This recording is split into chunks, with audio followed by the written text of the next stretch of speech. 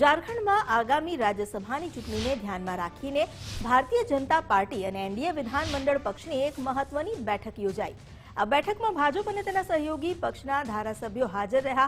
અપક્ષ ઉમેદવાર પરિમલ નથવાણીની ખાસ ઉપસ્થિતિ જોવા મળી। બેઠક દરમિયાન ચૂંટણી વ્યૂહરચના અંગે વિસ્તૃત ચર્ચા કરવામાં આવી।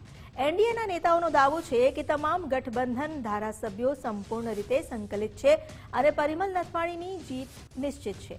ઉલ્લેખનીય છે કે ઝારખંડની 2 બેઠક માટે 3 ઉમેદવાર મેદાનમાં હોવાથી આ મુકાબલો રસપ્રદ બન્યો છે। પરિમલ નથવાણીએ અગાઉ પણ ઝારખંડમાંથી પ્રતિનિધિત્વ કરેલું હોવાથી તેઓ આ રાજ્યને પોતાની કર્મભૂમિ ગણાવે છે।